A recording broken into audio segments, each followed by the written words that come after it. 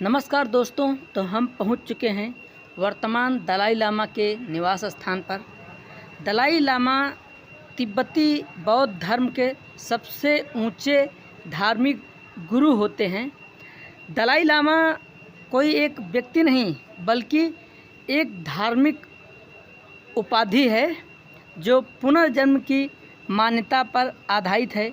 और ये पुनर्जन्म की मान्यता जो है ये वज्रयान में ही होता है।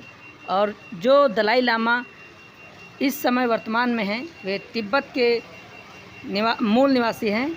तिब्बत से वे भारत में आए हैं। वर्तमान में 14वें दलाई लामा जिनका नाम है तेंजिंग ग्यात्सी, याद रखना तेंजिंग ग्यात्सी इनका नाम है। दलाई लामा मंगोल भाषा में जिसका अर्थ है, दलाई का अर्थ होता है समुद्र और लामा तिब्बती में जिसका अर्थ है गुरु या आध्यात्मिक शिक्षक, यानी दलाई लामा का अर्थ है गहरे ज्ञान का समुद्र। जो पहले दलाई लामा थे उनका नाम था प्रथम दलाई लामा गेटुन द्रुपा। ये पहले दलाई लामा थे जिनका जन्म 1391 ईस्वी में हुआ था। ईस्वी पूर्व में नहीं बल्कि ईस्वी में हुआ था। इन्होंने ही पहली बार मठों की स्थापना की थी। पर दलाई लामा की उपाधि उन्हें मृत्यु के बाद दी गई। उनके जीवित रहते यह उपाधि उन्हें नहीं प्राप्त हुई। बाद में सोडम ग्यात्सो जो तीसरे दलाई लामा बने, उन्हें पहली बार जिनके लिए दलाई लामा की उपाधि दी गई वो जीवित रहते ही दी गई। मंगोल शासक उनका नाम था अल्तान खान, उन्होंने ही ये उपाधि उन्हें जीवित प्रदान की थी। तो ये सारी जो आपको दिखाई दे रहे हैं गलियां, ये रोड, इस समय बरसात हो रहा है, ये धर्मशाला का है। और यहीं पर जो हमारे वर्तमान दलाई लामा हैं तेंजिंग ग्यात्सी जी, वो यहीं पर निवास स्थान है और यहीं पर टेंपल बना हुआ है। जो बौद्ध धर्म को मानने वाले लोग हैं, केवल भारत से नहीं पूरे विश्व से, वो यहाँ पर दलाई लामा जी से मिलने के लिए आते हैं, उनके दर्शन के लिए आते हैं, उनसे आशीर्वचन लेने के लिए आते हैं। और जो भी आना चाहता है वो धर्मशाला। 8वें दलाई लामा जिनका नाम था लेप्सांग ग्यात्सो, उन्हें महान दलाई लामा कहा जाता है। उन्होंने तिब्बत में धार्मिक और राजनीतिक सत्ता को एक साथ जोड़ा, यानी अब जो धर्म था वो राजनीति में भी हस्तक्षेप करने लगा। और जो पोटाला पैलेस है उसका निर्माण भी इन्हीं के समय हुआ था। और इस समय जो वर्तमान में दलाई लामा जी हैं वो हैं तेंजिंग ग्यात्सो, जो सबसे विश्व प्रसिद्ध लामा के रूप में जाने जाते हैं। इनका जन्म जो है 6 जुलाई 1935 को, यानी जब भारत गुलाम था उसी समय इनका तिब्बत के एक गांव है जिसका नाम टकस्तर, उसी गांव में इनका जन्म हुआ था। और 2 वर्ष की ही उम्र में उन्हें 13वें दलाई लामा का पुनर्जन्म माना गया। यानी जो इसके पहले 13वें नंबर के दलाई लामा थे उनका पुनर्जन्म पहले ही मान लिया जाता है कि कहाँ पर पैदा हुए, तो इन्हें चुना गया 2 वर्ष में। और जब ये 15 वर्ष के हुए, 15 वर्ष की उम्र में इन्हें तिब्बत के धार्मिक और राजनीतिक नेता माना गया। जब 15 वर्ष के हो गए तो वहाँ के राजनीतिक नेता के रूप में ये माने गए। और 1959 में जब चीन ने तिब्बत पर अधिकार कर लिया तो भारत भाग आए। 1959 से भारत के धर्मशाला में शरण लिए हुए हैं। यहाँ उन्होंने तिब्बत सरकार इन एग्जाइल की स्थापना की। दलाई लामा ने अहिंसा, करुणा, धर्मनिरपेक्ष, नैतिकता और मानवाधिकार के लिए विश्व भर में अभियान चलाया। 1989 में उन्हें नोबेल शांति पुरस्कार मिला। दलाई लामा की शिक्षाएं हैं दूसरों की सेवा करना सबसे बड़ा धर्म है, हमारा मुख्य उद्देश्य खुश रहना है, धर्म के बिना नैतिकता और नैतिकता के बिना धर्म अधूरा है। चीन दलाई लामा को राजनीतिक विद्रोही मानता है। चीन द्वारा समर्थित पंचेन लामा को विवादों में माना जाता है। दलाई लामा तिब्बत की धार्मिक परंपरा के प्रतीक हैं, जिन्होंने दुनिया भर में बौद्ध धर्म की शिक्षा, शांति और अहिंसा का संदेश फैलाया। उनका जीवन संघर्ष, आध्यात्मिकता और करुणा का अद्भुत मिश्रण है। ये जो सामने चक्र घूमता हुआ दिखाई दे रहा है, इसे घुमाया जाता है और माना जाता है कि इसको जब हम घुमाते हैं तो एक विशेष प्रकार की ऊर्जा उत्पन्न होती है, क्योंकि इसके अंदर करोड़ों मंत्र लिखे होते हैं।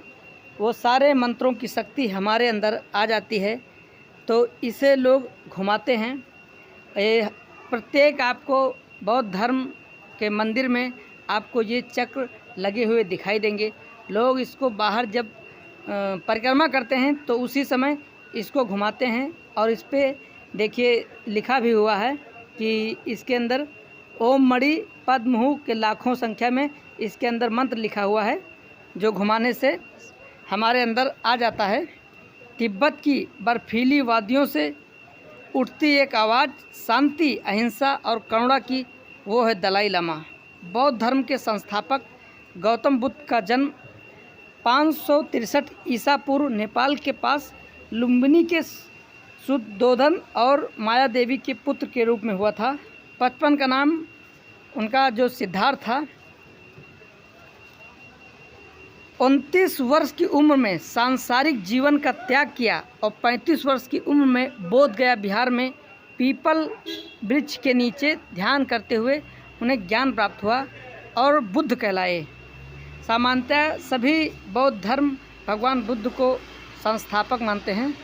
सारनाथ बनारस में प्रथम उपदेश दिया, जिसे धर्म चक्र प्रवर्तन के रूप में जाना गया। बुद्ध ने प्रमुख 4 उपदेश दिए, जो 4 आर्य सत्य कहलाए। पहला, जीवन में दुख है, दुख का कारण तृष्णा यानी इच्छाएं हैं। तीसरा, दुख की निवृत्ति यानी तृष्णा का अंत संभव है।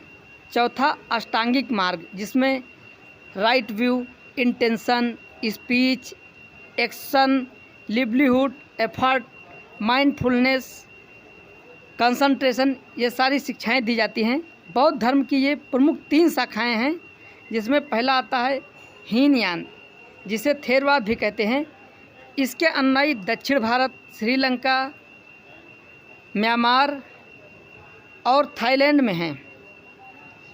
ये भगवान बुद्ध को एक महापुरुष के रूप में मानते हैं। दूसरा है महायान, जिनके अनुयायी चीन, जापान, कोरिया में रहते हैं। ये ईश्वर को ईश्वर तुल्य मानते हैं। भगवान बुद्ध को ईश्वर तुल्य मानना इनके पीछे कारण है, क्योंकि करुणा और भक्ति पर ये लोग जोर देते हैं। तीसरा वज्रयान है, जिनके अनुयायी तिब्बत और नेपाल में रहते हैं। ये तांत्रिक अनुष्ठानों और यंत्रों का प्रयोग करते हैं, जिसमें हमारे दलाई लामा भी उसी यान से आते हैं।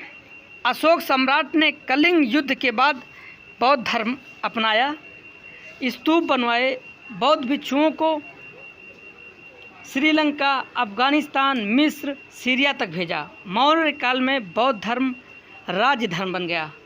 कनिष्क के शासन में चौथी बौद्ध संगीत महायान शाखा का विकास हुआ। गुप्त काल में हिंदू धर्म का पुनरुत्थान हुआ और बौद्ध धर्म धीरे धीरे लुप्त होने लगा। दलाई लामा के नेतृत्व में वज्रयान परंपरा आती है, जो तिब्बत के अनुयायी हैं। बौद्ध धर्म की धार्मिक पुस्तकें पाली भाषा में लिखी गई, जिसमें प्रथम जो प्रमुख पुस्तक है वो है विनय पिटक। इसमें भिक्षुओं के नियम लिखे हैं। दूसरी पुस्तक है सुत्त पिटक, जिसमें बुद्ध के उपदेश लिखे गए हैं। तीसरी पुस्तक अभिधम्म पिटक, जिसमें दर्शन व तात्विक ज्ञान दिया गया है। बौद्ध दर्शन और जीवन शैली पर आधारित है, उसमें अहिंसा प्रमुख है। मध्यम मार्ग को अपनाना, जिसमें भोग और तपस्या दोनों का त्याग दिया गया है। ध्यान और अनुशासन पर विशेष बल दिया जाता है। निर्वाण की प्राप्ति, जिसमें जन्म और मरण के चक्र से मुक्ति मिल सके। एक राजकुमार जिसने सारी दुनिया को ठुकरा दिया, उसने संपूर्ण मानवता को शांति का मार्ग दिखाया। बौद्ध धर्म सिर्फ एक धर्म नहीं, एक जीवन दर्शन है।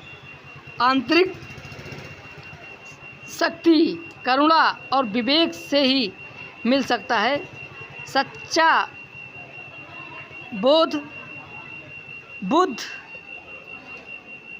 के मार्ग पर चलने पर ही मिलेगा। इसीलिए बौद्ध मंत्र है, बुद्धं शरणं गच्छामि, धम्मं शरणं गच्छामि, संघं शरणं गच्छामि। ये जो आपको सामने दिखाई दे रहा है, ये धर्मशाला में बने हुए बौद्ध मंदिर, बौद्ध मकानों का है। यहीं पर तिब्बत से जो दलाई लामा के अनुयायी साथ में भाग करके आए, वो यहीं पर रहते हैं, यहीं पर निवास स्थान है और भारत सरकार उन्हें शरण दिया है। ये MC लोडगंज नाम से जाना जाता है। यदि वीडियो ज्ञानवर्धक लगे तो लाइक करिए, शेयर करिए और चैनल को सब्सक्राइब करिए। धन्यवाद।